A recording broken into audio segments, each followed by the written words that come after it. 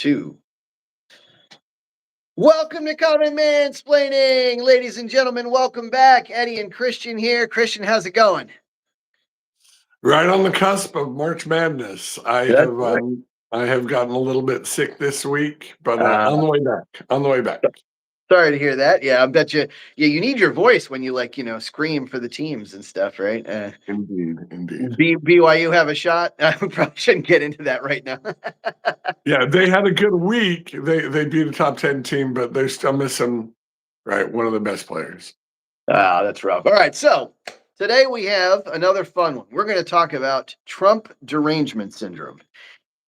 Trump derangement syndrome is the phenomenon that people seem to have a knee-jerk reaction to Trump, more so than probably any other president in history, and probably a lot of other people too. And by the way, this is kind of a knee-jerk reaction in both directions too, because not only do his opponents kind of fear and hate him more than most, his supporters seem to support and be loyal to him more than most as well. So it's kind of like on the his opposition is often knee jerk against him. His help is often knee jerk for him, whether they probably. Yeah. His enemies cannot see his virtues. His supporters cannot see his vices.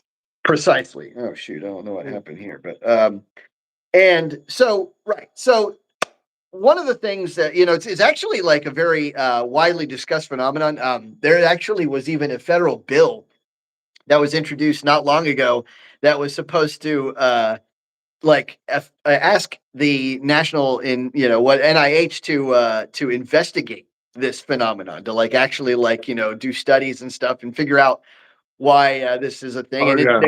They're not alone. Minnesota had a bill that wanted to, classify this as an official mental illness, and Ohio, anyway, on and on.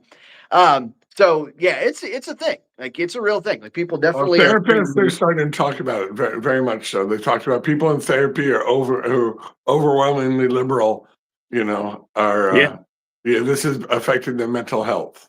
Yes, absolutely. Yeah. And so one of the things that I've always striven to be, I've always hoped that I am the kind of person that, can kind of look at a president and, view what they do in the abstract, just view what they do from a blank slate. Try not to bring my bias. Of course, everybody's got biases. That's just going to be a thing. But I've tried to come in and look at Trump as I would any president and just say all right, look, what is he doing? What effect does it have? Historically, what does this look like? And what should I expect? Rather than coming in assuming that something will be great or bad because of Trump, or I'd rather not come in with those assumptions. And one of the things that I usually ask other people to do, I say, look, every person should be able to tell you 3 things that they really like or 3 things that they really hate about a president. That's just every single president. It doesn't matter if it's the president on your side or your team, or the president that you don't like, or it's either way. You should be able to tell the strengths and the weaknesses of those presidents. And remarkably, Trump more than most, I can't find that. I have people that will only give me the strengths and people that will only give me the weaknesses, and it's very hard to find someone that will give me both. And so we're going to investigate that today. We're going to investigate how people respond to Trump, and why a lot of the time, they don't seem to respond to him the same way that they would respond to anybody else. And it may come across as kind of like a debate, but it'll be a very friendly debate. Christian and I have different ideas about Trump, different appreciations of him. And so so Christian, why don't you state your thesis on this and what you well I just want to back up your argument as well, that people on our criticisms of Trump, and I do have criticisms of Trump, generally come from the right. And a podcast that I watch, I've shared with you, The Dispatch, a lot of their criticisms come from a traditional conservative standpoint. Right. And but then a lot of his critiques and enemies come from the very, very far left. Definitely. And a lot of his support does come from the right. So it seemed like when anybody has critiques from the right, other people on the right are like, you're a traitor, or or want to write off all of your critiques as you're just somebody who's who's Right. not trying to be the. And if anybody on the left, like Bill Maher, some people who are avowed leftists, say something that positive that they agree with Trump on about, they're really demonized by their Yeah. side for saying it. Extremely. So we're not the first to say this, in a polarized social environment. There's a lot of social pressure. But right, at Common Mansplaining, we're trying to not be emotional about these issues, trying to break them down, trying to express them why they matter to the common man, not why they're not just elites, and how we need to, when Trump deserves credit, even if it comes from the right or from the left, like we need to be open to that. Right. But one of the things that my thesis is that even when his actions, he takes an action that's sort of unconventional, people didn't expect, and it was an action maybe long supported by the right. They're still somewhat anxious, like the Dispatch, to endorse this or be happy about this action. Or he does something that has long been cheered or championed by the left, and he does this, and they're super reluctant to endorse this. In fact, they're usually, even if they were as recently as last year in favor of said policy or action, come out against it and say it was completely wrong. Like, right, they're knee jerk, like you said, they're just reflexive that this has to be the wrong choice. If Trump has made it, it has to be the wrong choice at the wrong time for America. Right. So that type of thing speaks to people having an emotional cognitive distance, not trying to evaluate the action clearly, but tying it too much to the personality. Yeah. And so he has a particular rhetorical style. He has particular abrasive,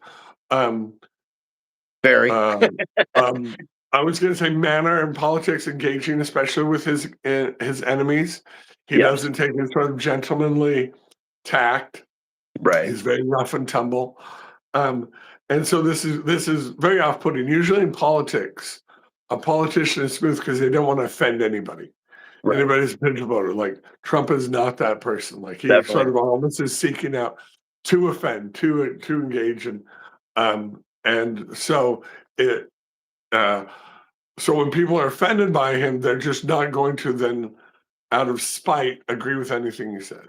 Right. It's very common. That's sort of my general thesis. Yeah, absolutely. And I want everybody to pay attention to what Christian just did there too, because one thing that I often note is missed in these conversations is like, you'll take someone like Christian and I, who possibly, I mean, maybe me not so much, but Christian more or less is going to usually be in Trump's corner more often than he's against him. Although he definitely has some criticisms, right? What I want people to notice is that Christian just made one, right? He just made a criticism of Trump, right? And one of the other things I see people do with Trump is that when a Trump supporter makes a criticism, it's like they don't pay attention to it. It's like it just sort of washes right over them like water over a duck's back, right? And like a lot of times when I'm in my debate forums, I'll say two things, right? And one is anti-Trump and one is pro-Trump. And they only notice the pro-Trump one. And they're like, man, you always defend Trump. And I'm like, what? I literally just criticized him 5 seconds ago. So I want people to notice when the criticisms come up. I want people to notice, when Christian is making a concession, when he's saying like, look, this is something that Trump struggles with or something like that. And like vice versa, we should be able to see when we're saying something that Trump is doing well. And another thing I want to point out too is that a lot of times, man, everything with Trump is so wrapped up in his style, his character, his personality, these things like that are very like emotion driven, right? And I would even say his perceived intelligence. That His and again, this is his supporters perceive him as super genius, his detractors as, barely, Right. And so, one of the things I wanted to mention is that a lot of times, like Christian just said, his actions are perceived negatively. You don't have to be the nicest person in the world to take the right action politically, right? And so, like, people often have a hard time separating those two things. It's kind of like in chess, right? Like, I don't have to be a chess grand champion to make the right move. Occasionally, I'll accidentally make the right move, even if I have no clue what I'm doing. And the more I know what I'm doing, the more likely I am to make the right move. But there are times where I'm going to do the right thing, even if it has nothing to do with, who I am as a person. And history is kind of just fraught with like leaders that themselves were not great people, but who still ended up being very successful as leaders, right? And so I want people to notice when that happens as well. So, all right, so Sometimes it's important to be lucky. Yeah. So one of my thesis is that with these actions, the Iran war yeah, started. These were things that people had, right? This wasn't like Trump was attacking Papua New Guinea or a new country we had no history with, right? Right. Iran is a country, everybody on the left and the right is on record, has made positions, very, very recently, 2025, about what they think needs to be done. And we're critical of Trump for what hadn't been done, him not doing anything with Iran, right? right, Or things. So now that he acts on Iran, right, and especially that initial shock, which is very emotional when you wake up in the morning, you hear that, we understand the emotion. But now, more than a week later, and you have to concede that the action has been executed to a level much higher than we could really sort of expect, yes, right? of course, of course, Iran has retaliated against its neighbors and against the world, but their ability to inflict damage has been far less than we really thought it would have been like to engage in this level of warfare with them. right. Right. And I have to say that it's probably at least partially due to Trump's proactive action, right? Like, we don't know exactly all the actions that were taken. One of the things that is going on here is that some of this is behind the scenes, right? People Yes. often will judge Trump based on what he says, which is not a not a good indicator. But also, right, like we don't know if he like spent some time evacuating or fortifying the nearby bases. We don't know if he spent some time, doing this or that, or striking specifically the ballistic missile, munitions that would have targeted our stuff. We don't know how much he did proactively to prepare for this. But yeah, now obviously, one thing that my personal gripe, right, is that I separate the legal action from the Yeah. moral action, right? Mhm. And I want to preface this by saying that my criticism here is much more philosophical than most people have. Like I have a lot of deep thought put into this, but most people don't do that. Most people just like immediately hate Trump because it's Trump.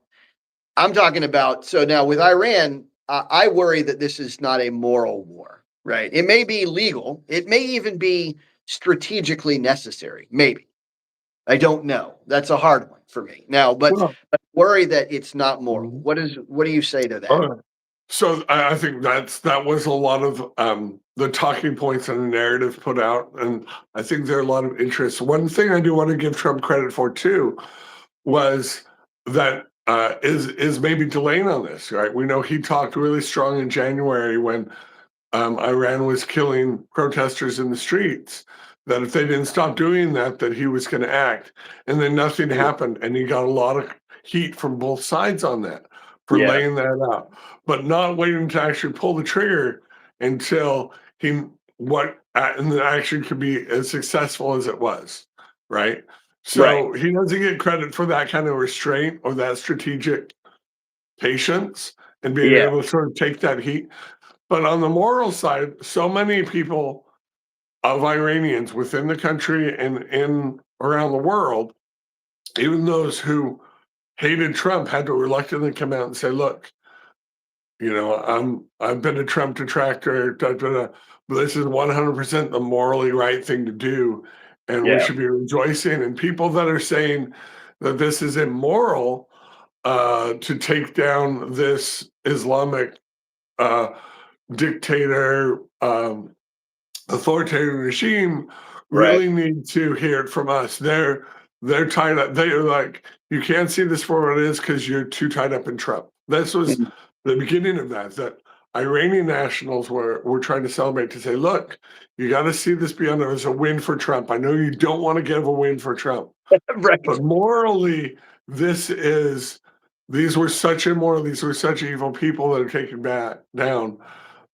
That moral case can be understated. And I've heard Yeah. that from longtime people living in New York who are and in Los Angeles who are devout leftist Democratic voters up and down say, like, if you can't say that Donald Trump has taken the right step, Yeah. like, you're so blinded with rage at Donald Trump, you're not analyzing who it is. And even Jon Stewart, who mocked a lot of his stuff, was like, what? I can't celebrate that the mullahs are dead or that the Ayatollah Khomeini, this guy, right? This guy was a Yeah. bad dude, despite the spin the New York Times wanted to put on his life, right? Yeah, so one of the things that occurs to me, right, is that a lot of times the left doesn't have an answer that they'd be happy with, especially when it comes to Trump, right? Like it's almost like you could take them all apart and like get them to come up with a consensus. It's like, all right, so what action do you guys all think we should take? And then you get that action, and then Trump takes it, and they're like, no, no, no, no, no, that's terrible. It's like, wait, what? You just like we just got your poll on this, your survey, right? And yet, and so I mean, that's one of the nightmares of being a president in the first place, is right. You're blamed for everything. You can sometimes do no right. But I can't help but wonder though that, you know, yes, this is an evil regime, right? And one of the things that I think every person in Congress, every person in the Senate would agree with is like, are you happy with the Iranian regime? They'd all say no, right? They'd all say that they hate it and that it needs to be gotten rid of. And then yet when Trump does something, all of a sudden it's a problem. And so I'm wondering what exactly the magical action was. Like what were they Oh, what yeah. what were they looking for, All right. This is the thing that Trump also doesn't get credit for, but you should, because Marco Rubio, this is a guy who oozes confidence, Okay. and limited people around him, is that Iran is part of a greater national security plan, That's right. right? Yep. Part of that was, and part of it is being able to confront the Chinese without going to war with China, right? And this Right. is his peace through strength. First one was engaging where he saw perceived weakness or China encroachment in Panama. Mm. Everybody said like he was being a jerk for doing that, but he took it seriously, right? Then he saw China's number one ally here in the Americas was Venezuela, and they were being Right. a thorn on our side, and had this sort of illegitimate leader who was sending drug boats to us, and boom, he took that out. But it also weakened Iran, but also weakened China. Very Then true. he, with the Gaza and the Houthis and Hezbollah, made it so that other proxies that Iran would use to act out, cause more pain in the region, that they were subdued. And then finally, like, yeah, with Russia being occupied in Ukraine, Right. he saw this like a long time. Iran was acting all big because they acted like they had Russia to back them up, Hmm. and or China, and they didn't. So now they're all on their own. He takes them off the board like a chess piece, like you mentioned, Right. chess. And people don't want to give Trump credit for putting this in position. Well, with all the people in it, right? Because of his rhetorical style, because he's Yeah. not come across as a sophisticated communicator. Right. Um, he's not seen as like, okay, now we have to do these things, position Russia in this quagmire where they cannot support Iran, have China in a position where they cannot support Iran, and then take them off the board. Yeah. And then now China, we want peace with China, but with China not having a whole network of people they can agitate for, they're more likely to be peaceful with us, Yeah. right? Very And I true. think this war with brief war with Iran as a step towards peace with China is something nobody wants to give credit to Trump. And Yeah. Of course. right, So let me ask you this. So this is an interesting one, right? One of the things that I heard over and over and over again is like, oh yeah, we can go to war with Iran, but we can't fight in Ukraine. And I'm like, this is essentially fighting in Ukraine, right? Because we're taking their chief supplier of drones away, right? yeah, Now, I don't again, my objection still stands to the war in general. I Mhm, would ask why we couldn't exhaust all of our, like, I know he gave, we were in talks, right? mhm. And I think that Trump felt like they weren't, like they were just trying to like stall or spin him. So why wasn't there like a set, again, this is going back to him being a good Sure. communicator. Why didn't he just say, look, if we haven't reached an agreement by March 6th Mhm. or whatever, then we're going to start cranking this thing up. Or if we don't, if you don't admit fully to, da da da da da, and have a set list of parameters, why couldn't that be the action taken? Now, I can't argue with that he could have given, the State of the Union, he could have given a lot more justification for the Iran being a much higher priority. He spoke about them very briefly. I think it was like Yeah. 3 minutes or something, Yeah. What and much he time? wasn't bringing up and, and there were negotiations, yes, ongoing. Having the carrier fleet there was supposed to show that we were serious about stuff. Um, a couple things that have been reported. Fox News reported it. Red State reported it. That in these negotiations they offered, maybe as a canard, I don't know if it was sincere, but Hillary Clinton's proposal that we would provide them all their nuclear material for energy, Yep. right? Which is a huge money thing kind of stuff. They wouldn't even Yeah. have to enrich it. We would provide it to them, and Yep. they turned that down Yeah. because, and so at that level, then the Israelis saw an opportunity to decapitate mainly, the leadership, the military leadership at this meeting, but also the leader, Khamenei, and they were acting. And Rubio acknowledged that timing was what made this into and the lack of, hey, how about we want this to be a surprise? We don't want to announce this to the world, right? Yeah.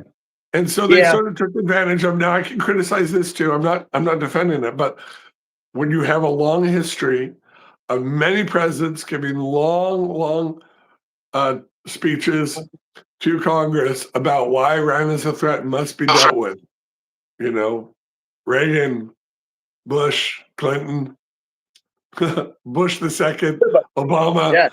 right, Trump, even Biden, and that they said, all right, people know, people aren't going to be shocked. I've said some stuff like that. So we did the strike, the initial strike, and then he came out with his justifications. Here's one of the things too, where I don't agree this is properly handled, but I can see it as part of his strategy. Yeah. When he gave this talk with this hat, he just gave a couple of reasons why we needed to do. He didn't really give a really long, exhaustive breakdown. Right. It was kind of brief. And then 2 days later, he took calls to all kinds of different reporters, and Right. supposedly gave them all sort of different criteria, right, Hmm. about why. So it wasn't like he was reading like, all right, these are your talking points. Say these to all these reporters. He was just going off the cuff about stuff that bothered him, and Well, that's Trump. and so yeah, so this is Trump. So this is part of the thing. Like I see it is he's gotten into this war. He agrees with going into war, but he wants to be able to cease military action anytime he wants. Right? He's talked about 4 or 5 weeks, which Right. is obviously he doesn't want to do an Iraq style regime change where we're in, or Afghanistan style thing where we're installing a government and we're building a green zone and dealing with insurgents. Like he's uninterested in that kind of quagmire. Yeah. So Yeah. I think he wants to have the list be a little bit fungible, right? He doesn't want to come out and lay down all these things and then have people come back and hold them to we didn't achieve every single one of these. How dare you end hostilities in Iran? Okay. So So I think he wants to have some wiggle room for when he wants to end the war, and right. and that's fair to criticize. I'm not saying that that's appropriate, but I think that's why maybe he hasn't made the clear legal arguments that people would want, and he's made sort of a lot of arguments, but they've been, a Yeah. little bit gray. So yeah, all right. So let me enter the first huge criticism that I have of Trump, Yeah. right? Now, one of the problems I have with Trump is that he's fundamentally he wants to act alone. Right? This is so you and I talked about why people have this kind of like they have this averse feeling of Trump doing the same things that others would do, right? The same action, Yeah. but because Trump's in the driver's seat, we don't necessarily Yeah. trust him much. Now, one of the Yeah. So like reasons we're that I going don't, on a road trip. Yeah. Like right, we're going on a road trip, but with Trump's driving the car, we can't sleep and we're super nervous. And if we're right. going on a road trip to the same place, but Obama's driving the car, oh, we're fine and So we're sleeping. one of the reasons that I fundamentally don't trust Trump as much, right? One of the things that he could do to make me trust him better, right, is the presidency isn't supposed to be the only mechanism that moves America, right? It's supposed to be a powerful mechanism, right? And it's supposed to have some leverage, but it's not supposed to be alone, right? So when Trump takes that road trip, he's not supposed to be the only driver. Every now and then, he's supposed to get out of the car and let somebody else drive. Trump doesn't like letting other people drive, right? And so that makes me fundamentally distrust him. Now, I'm not saying that means that he automatically is making the wrong play, right? He wants to do it all himself. People do micromanage and still successfully engage, navigate the situation. But one of my biggest problems is like part of the American mechanism is that we're supposed to engage Congress. We're supposed to engage, lots of different moving parts. Mm. And if we don't, it leaves us open to one person taking us off in the distance and doing the wrong thing. Not saying that Trump is, but he could be, and we don't know necessarily, right? So that's why I want him to engage with the rest of the political machine. I want him to get Congress to declare war. I want, instead of him using executive action for literally everything on earth, I want Congress to codify a lot of this stuff, right? And part of this is on Absolutely. Congress I too. agree. So like a lot of this is some of them that they should be taking more initiative to get engaged rather than There's been just a waiting. long history of Congress sort of advocating their job to the presidency and should be more involved. I think I want to give credit to criticism from the left, right? To people who said that they were in favor of these things that are being lambasted in social media and other places for their hypocrisy. I sent you a post of Rachel Maddow criticizing Trump for not moving on Iran, and then apoplectic with rage that he moved on Iran, right? Yeah. And so yeah, because I think it's fair that when they're not part of the plan, he doesn't trust them, so he doesn't include them in the planning. They're Yeah. not part of the plan. They don't see the thoughtfulness, right? If you and I were planning a road trip, right, and over 2 months we planned all our stops and the routes and everything, and you had consensus, you're like, oh yeah, that sounds good, or yeah, I would eat there, whatever, Right. or I just say, we're going here. This is a place that you told me once you definitely wanted to go. Get in the car, and I start going there, right? So you're going to be like, okay, look, I don't want to go there now, or Right. what the freak is going on? They want, right? It's normal it's a normal reaction to say like, just because I was in favor of this, how you're doing it does matter. So the means Yeah. matter, Yes. right? Now, Absolutely. results also matter as well, Yeah. right? So Yeah. we can't ignore that Trump's results have been favorable so far, but his manner and yeah, that he has not sought buy-in does give credence to the people. I don't want to call them, completely hypocrites and laughable jerks. Like they have principled objections. Although some of them do are completely hypocritical. But right, what they have to overcome is their initial reaction is emotional, Yeah. right? It'd be one thing if, all right, so you're emotional and you're like, absolutely not. But on this road trip, I'm telling you stuff, and things start going well, and even if you're like, I'm doing what I'm saying, and some's actually better than you expected, or something. I don't know. Like Right. you should at least become unemotional and have Right. a dialogue. And this is Trump, right? Because the reporters he were calling were avowed, mainstream ABC News, CBS, like people that are on the left who have criticized him very directly. Right. Is that their candidate? So he's tried to, I think, be transparent Yeah. in that now to try to bring that down. And but again, now one of the criticisms from the right is how far he was his 5-week war, right? Right. This is no analogy, is not going to is going to be something like he's going to lose interest in it and want to move on to the next thing. They call it this is like mowing the lawn. It's Yeah. just been an extensive maintenance. The grass is just going to regrow, and this isn't Okay. really going to solve our problem, right? So, what would you say to criticisms of okay, right? Yeah, we're going on this road trip. We're taking this action, Right. but we're just staying as tourists. Like we're not doing anything meaningful when we're there, leaving Yeah. our mark or doing what we'd hoped.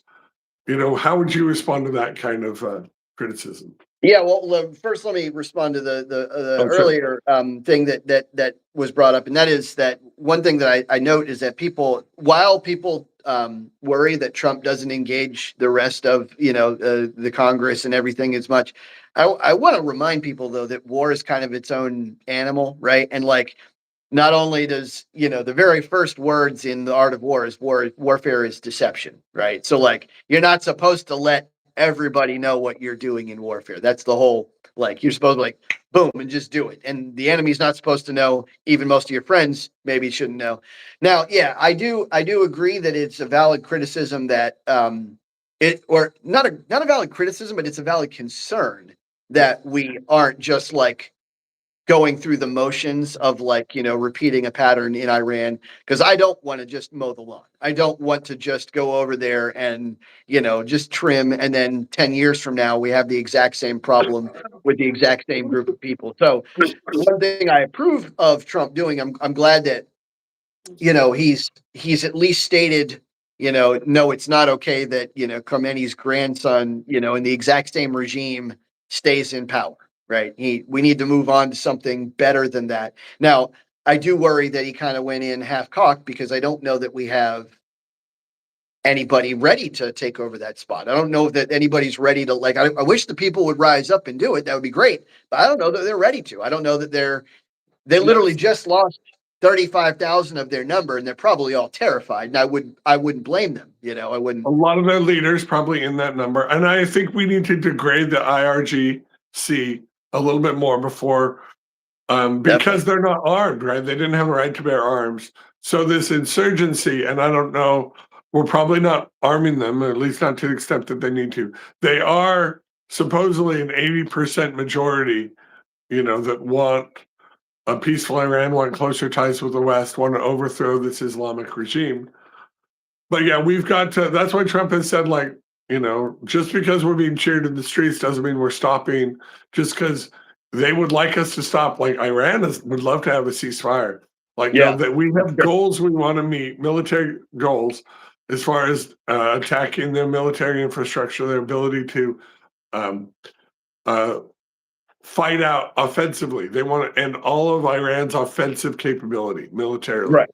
And Right. that's not going to be done overnight. That's going to take a while. Sure.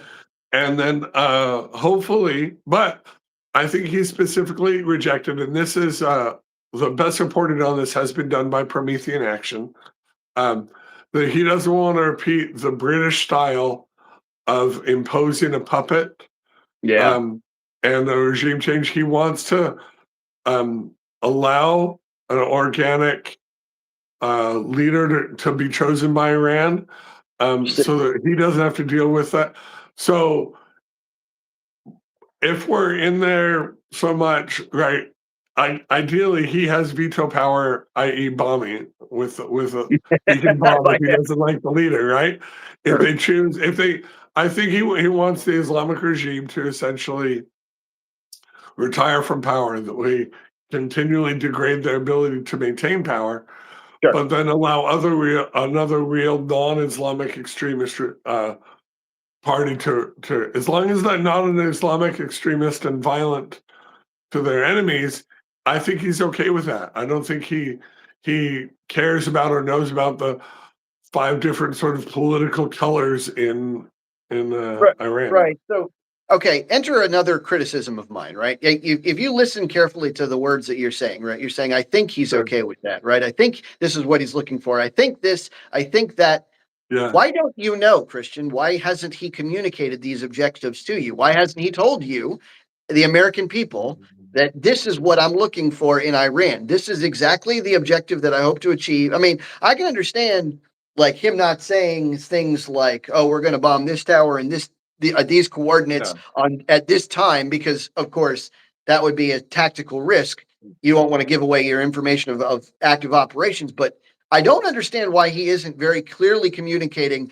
We want their missile ballistic capability down Okay. to Yeah. 0.1%. We want this No, down no, to no, no, no, no. They have listed that. The Hegseth listed their goals, their military goals about like all of their offensive capabilities. He wants to yeah. essentially they can defend themselves, but then they can't project power anymore out, Mm. right? And so But then they Trump have a criteria. over. They have a criteria. Now it might be classified in its details, but there's some things that he has listed, and now the president hasn't listed this, but Hegseth and DOD or other people have in some of their briefings and speeches. Again,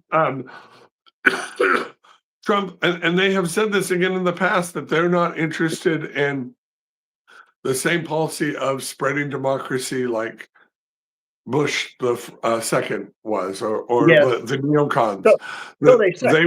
They just want peace. They're not, and let that other country determine the government they want, as long as that government's not hostile, right? And they're even sort of working with the Venezuelans right now, as long as they're right and not trying to impose an American puppet on the Venezuelans, Right. right? And so I think he's just from his actions, he's shown that he's open to this, right? He loved and his own statements, he loved the Iranian people to rise up and do this, Right. rather than, But what he if they sort of don't? talked about like Rubio's going to be in charge or things like that. Because essentially, yeah, if the Islamic regime retains power, we will continue to be at war. That was his statement. What, 3 days ago? The unconditional surrender of the Islamic regime. Right. That's Which, by what the he way, wants. is Yeah. different than the objectives we just stated, right? So, like, he basically Well, yeah. overrode everything Hegseth and Rubio said by adding his own objective, because, like you said, he wants that flexibility. He wants to be able to go Yeah. and stop as he deems appropriate. This Yeah. is him not engaging with the rest of the political mechanism. This is him basically taking what seemed like very reasonable statements from Hegseth and Rubio and tossing them off to the side Yeah. and imposing his own force of personality. And again, Yes. I just have to say, this is why I don't trust it. Now, I'm not saying that he Yeah. isn't going to do That's the right good. thing at the end of the Yeah. day, because I don't know, Yeah. right? Because it's Yeah. 2 weeks away, 3 weeks away. That's fair. He may very well end Absolutely. up coming with like the best, the best ever, and nobody has ever seen Iran taken care of in the likes of which I've done before. But he may actually do that, but I don't know because he's not telling me, and the people who tried to tell me, he's like swatting them aside. And this is why I want both sides to see what's going on here, because I want the left to acknowledge that I'm giving a criticism. I want the right to acknowledge that I'm giving a criticism, but I also want them both to see that criticism doesn't preclude Trump from actually doing what's necessary. He may actually Yeah. end up with the right action, with the best action possible, Yeah. even with actions And yeah. that we don't perceive, we don't assume will take place. He may come up with better opportunities than we even see, going into it. And he's done that several times. He's come up with better answers to some of like the economy and some other things that I wouldn't be able to spot in advance. And yet I don't trust him to do it because he doesn't walk me through it. He doesn't help, get Well, the rest of the a engine lot involved. of our criticisms, are Trump are constitutional criticisms, right? He Definitely. doesn't feel constrained by the Constitution as much as we would like him to be, right? Yeah. He's not a scholar. He's never been a politician before he became president, and so when it comes to war and foreign policy, he's on pretty strong ground constitutionally. Now, Oh, the yeah. War Powers Act which is agree. what people in Congress are complaining about, has never been challenged constitutionally, It and could be. it is could be unconstitutional, but it Probably. still gives the president months of time to operate militarily if an action is in the vital interest of the United States, right? Right. It doesn't say imminent threat or any of the Right. things that those are things that speech makers or other people make make the case sound better. But Right. even the law says the president must act. It must be a vital interest. So Yeah. that's a really broad area. Iran has a 47-year history of being a vital interest to the US. Their stated opinion against this gives him a lot of leeway on this. So I Yeah. don't think the charge of him being illegal or on unconstitutional grounds is enough to Yeah. dismiss his actions. So you've got to put that away.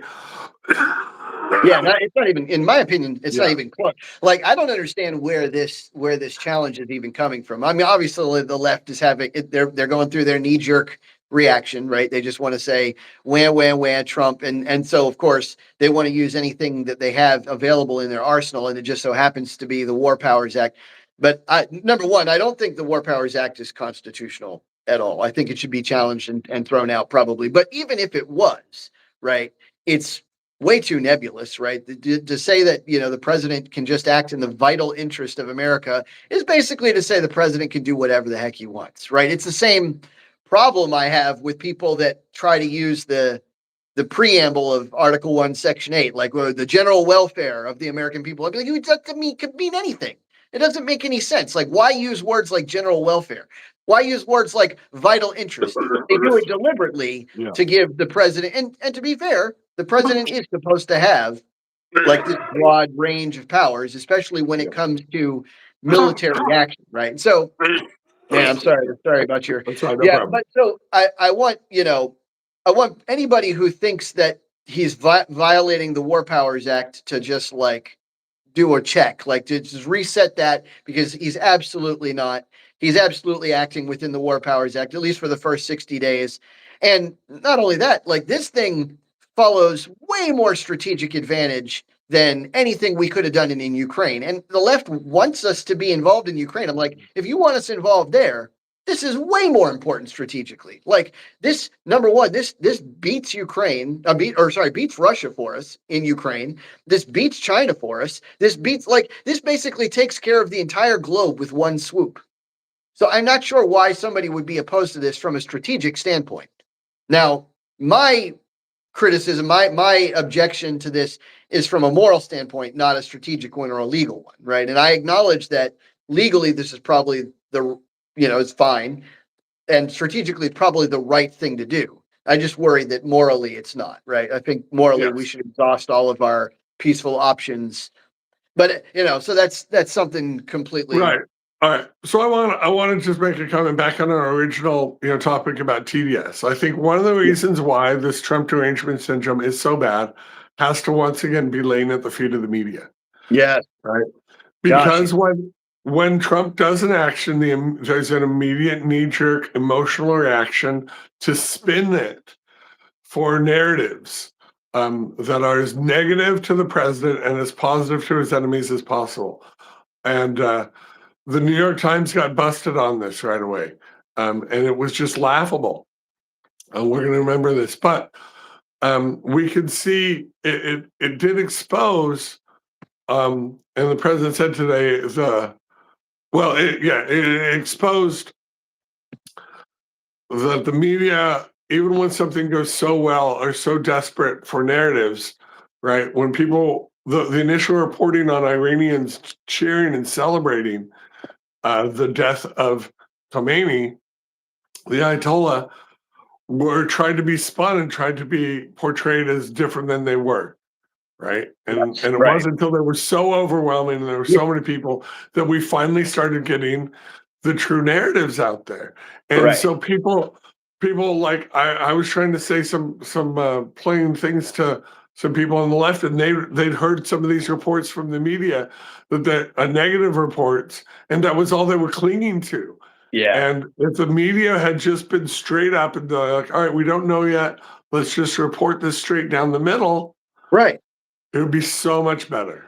Yeah, yeah. The media, I mean, they're constantly, it's driving me nuts too, because they still have so much sway over people's perception. And unfortunately, America hasn't trained themselves not to like listen to mainstream media yet, which I really hope that they do. Like, you guys out there, if you're listening, stop listening to mainstream media, like, period. And that includes Fox, right? That includes everybody. Like, no Fox, no MSNBC, no CNN, no New York Times, no, none of that. Like, just let all that stuff go. I mean, definitely look at those so that you know what people are saying, but then immediately dismiss it unless you can fact check it and verify it like 17 times, because Oh they're yeah, just gonna they cannot be they're your just sole gonna source. I read them. yeah. I listen to the mainstream reports. I listen to the critiques from the right wing as well.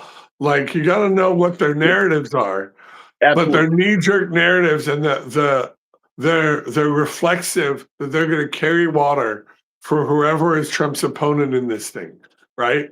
That Khomeini, a long history of dark, un-American acts, evil, brutal acts against his own people, right, are spun. He's spun as this, grandfatherly Santa Claus almost like character in his obituary Yeah, that was and things insane. like this, and stuff that they wouldn't even do for the Dilbert comedian creator. Like, and these types of things make people think like, oh, it's a tragedy, it's a bad thing that Khomeini is dead.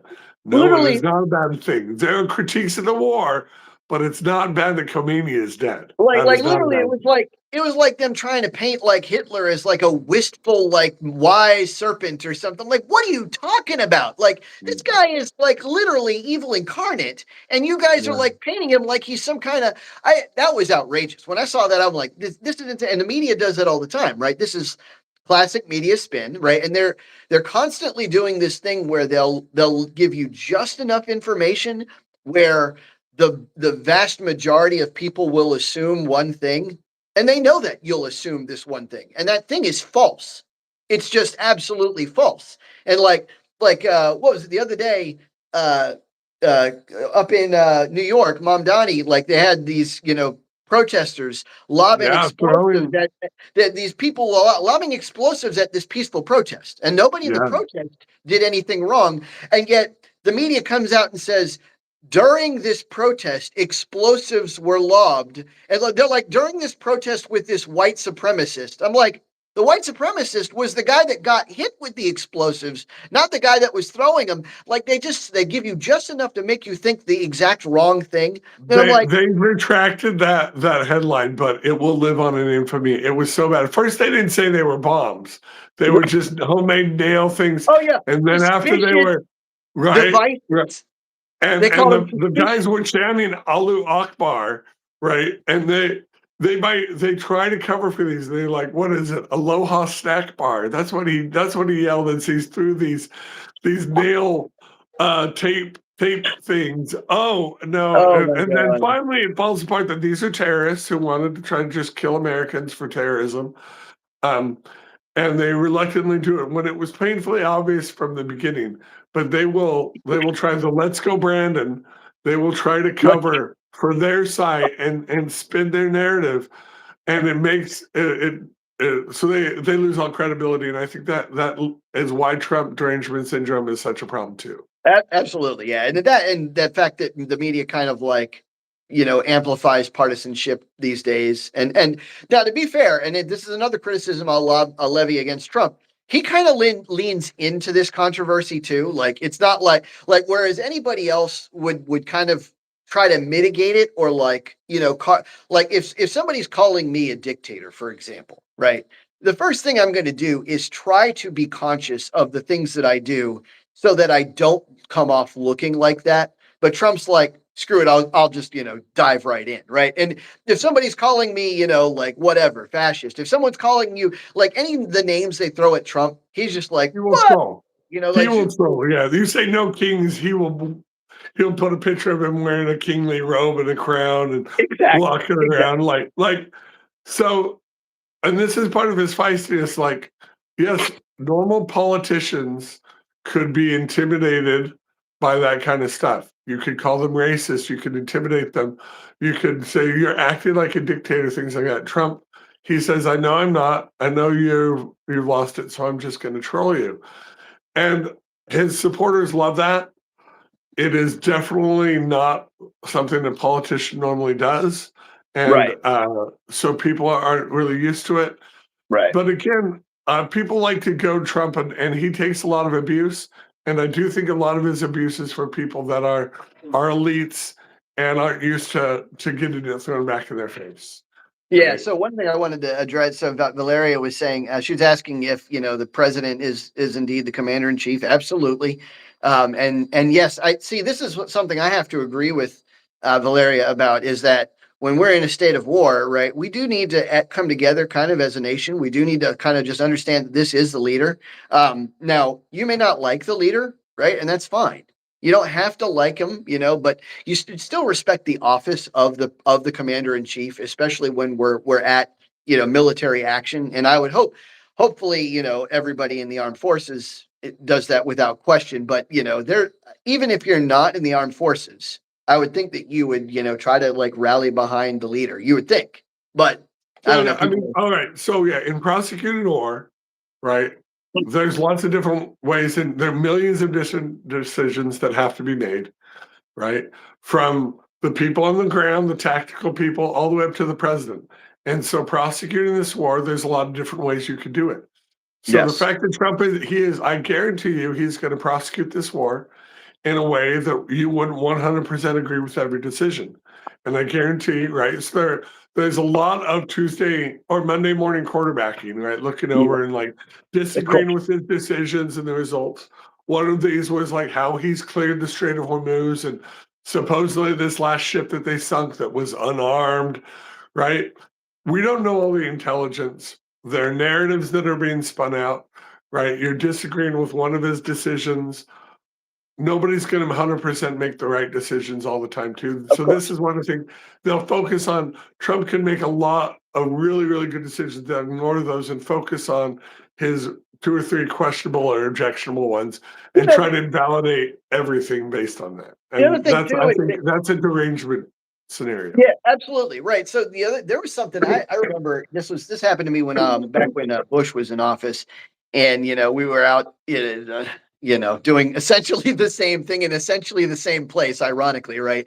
But Mhm. one of the things that struck me was I ran across this table of like kids. We're talking like maybe in college, maybe in high school or something. They're all talking about how dumb the president is and stuff like that, and I'm like, even if he is, and I don't think he is, thought he was a smart guy, but even if he is, he's got commanders and generals that teach warfare, have taught warfare for the last 45 years at colleges that are designed to teach warfare. Like, he's not doing this stuff himself. Like, even Trump, who likes to do things himself, is not prosecuting every little, like, deployment that he delegates, right? Trump is a delegator, believe it or not. Like, he just likes to take credit for everything.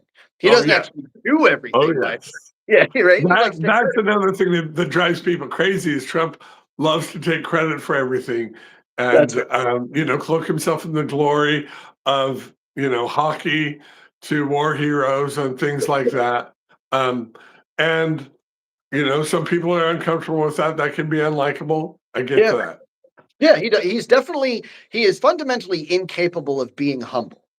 Right now, he's definitely so one of my like one of the I would say he has a large ego. I don't think incapable of humility is. I don't. Well, all right. Define it more to me. All right, well I'm not there yet. let me rephrase. He's not capable that I've seen of being like the self-sacrificing type of humble. Like he might be temporarily like like the appearance of humility just so that he looks better in the long run, but the goal is still his grandiosity, right? The goal is still I wonder to myself whether he's obviously got narcissistic personality disorder, but I don't know which kind, right? He might just be the kind that's grandiose. That sounds probably right. He might be malignant, but he might just be grandiose. If he's grandiose, that kind of seems to fit more of his actions. But that's But now keep in mind now again, like the history is fraught with leader after leader after leader that while their personal character suffers, they are still like I keep going back to King David was not a perfect person, right? Like no, by the way, nobody's perfect, right? And so we have to remember that while I launch criticism after criticism after criticism against Trump, that doesn't mean that he isn't also still a good leader. That doesn't mean that he isn't also still a capable president. That doesn't mean that he's not going to be able to prosecute this war in Iran well. That doesn't mean he's not going to be able to get the economy on track, which he has. It doesn't mean all these things, right? He's still capable of all of those things. And people forget, this is the one thing that I think people forget too, is while he might be narcissistic, right? Like a narcissist's like primary motivation is to make themselves look good and to get praise. One of the best ways that a president gets praise is by running the country well, right? By achieving these great results with the nation, right? That's how he's going to get the most grandiosity. That's how he's going to be, the titan that he wants to be in everybody's mind. That isn't to say that he's always going to be successful either, but it's funny that people write about. As a person with a large ego myself, I know nobody rises to the presidency of the United States without some ambition and without a healthy ego, right? So it's like, oh my gosh, the president of the United States has a big ego. I'm shocked. Biden, you don't think Biden had a huge ego? He did. You don't think Obama had a huge ego? So the job just attracts that, and it kind of requires it. Now, I will try to give Trump credit, at least in his stated goals of the second administration. He wants an economy that's good for the American worker, not just the economy at large, not just growth, but be pro-worker. He's trying to do things that he thinks will be good for the common people, not just the elites, or at least stated wise. We'll see if those results end up. We have seen some economic things come up, and this is derangement syndrome, not trying to acknowledge that there has been some positivity. Not everything's perfect. We're not trying to say that every move has been perfect, and the tariffs haven't been perfectly great, but they haven't been a disaster, right? And they've been kind of down the middle, and we need to still call that, but they haven't been a disaster to the economy.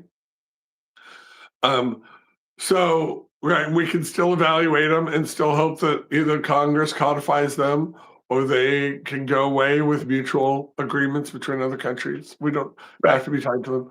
There's lots of ways that these can go.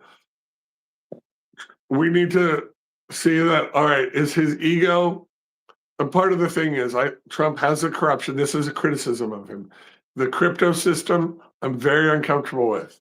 But it's a way for him to enrich his loyalists and lackeys. He's already wealthy enough. I don't see it as a way that he's trying to enrich himself, because he's already got more money than he's going to be able to spend in his lifetime. Maybe, but a way to enrich his loyalists, it's still very, very bad, and should be, and he should know better.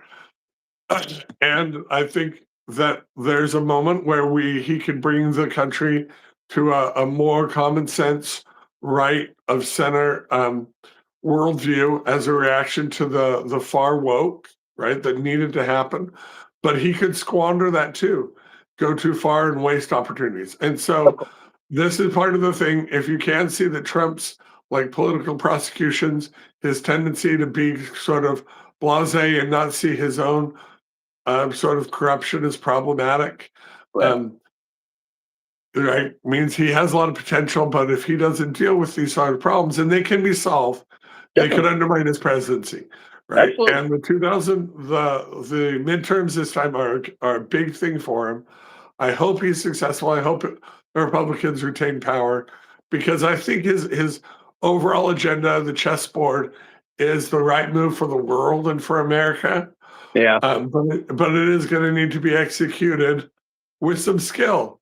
And he, can he do that or not? I think sometimes yes, sometimes no. I think the criticisms are both there. The fears on both sides are justified. And that's the thing. And then if anybody takes anything away from this, that's what I want them to take away. I want them to see that every president has negatives, every president has positives, and we should approach every single president that way, from the abstract, from this blank slate where you're not bringing all your bias into it, where you're not immediately knee jerk reacting to the personality that the guy has or something like that. Like, that just because somebody has kind of like an off-putting personality does not mean that they can't have strengths also, right? Like, you just have only identified one of their weaknesses. Congratulations, right? And we should be able to do that with every single president. We should be able to do that with every single politician, really every single person, right? And for some reason, Trump is different. For some reason, we're still studying it, right? We're still like literally, bringing laws to National, Institute of He Health was he just to was a try to. celebrity. He was a celebrity before an off-putting one. So people had their opinions, and there's confirmation bias. They want their opinion that they've had before to be right. Right. But this is why we've seen on social media people who come around and change their opinion, and it happens on both sides. People who supported him become disillusioned, and people that were hated him realize that their hatred was not justified. So Right. there's, it's a process. We hope that we can be a part of that, that we can help you explain and help you see through the spin that's Yes. going on there and understand. And that's my final statement on this. Trump is not going to be perfect. We want to try to support him just because we want America to succeed. So we want him to succeed. We want our troops to succeed and be safe. But that Amen. doesn't mean that everything he does is beyond criticism. Yeah. Far from it. Absolutely. Absolutely. And I hope those out there were able to see that we're able to criticize Trump. I hope those who don't like Trump are able to acknowledge the positives that we mentioned today. Right. So that's it. That's all we had for you today, guys. We really appreciate you guys watching. We do this every Monday and Thursday at 9 to 10. And please please share, please subscribe, please tell all your friends about us. And don't be afraid to toss us a super chat every now and then. Keeps the lights on. We really appreciate it. Thank you so much. We'll catch you next time. Common Mansplaining. Keep it coming. Keep it coming.